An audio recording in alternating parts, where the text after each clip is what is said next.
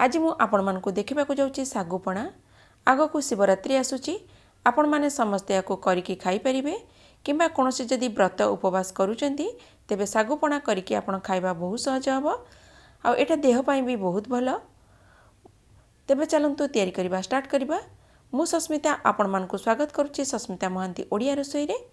बर्तन गोटे बड़ जगह नहीं गली से गोटे कप सागु पकई दबा। एटा छोटो दाना वाला सागु पैकेट रे आपन को मार्केट रे इजिली मिल जिवो। बर्तमान आपको 2-3 थर पानी रे भल भाबरे धोई देबी।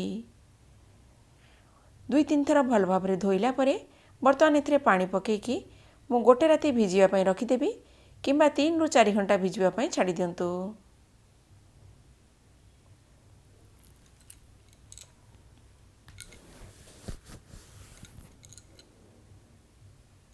बर्तमान देखंतु गोटे राती भिजी देला परे सागुटा बढ़िया भाव में भिजी जाइए।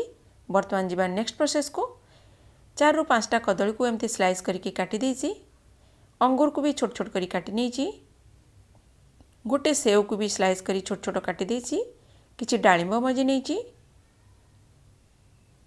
छेना नहीं आ नड़िया कोरा नहीं,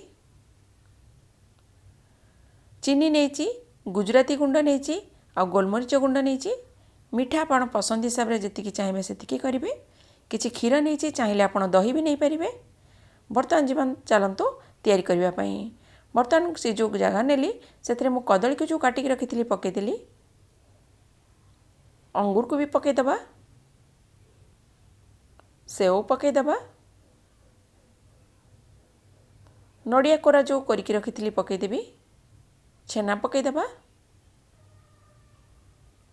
बर्तमान ताको भल भाव में टिके मिक्स करदबा।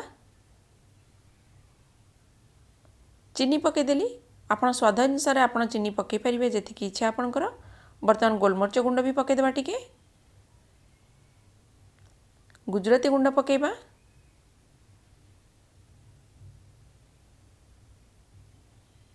सागु को भिजेकी रखी ताकू भी पकईदबा।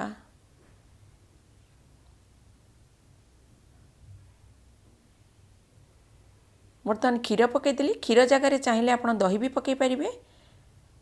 फ्रेश दही जदि पकेबे भल, कारण खट्टा हेले भल लागिबनी। फ्रेश दही पकेबे। बर्तमान सब जिनस को भल भाव में गोले देबी।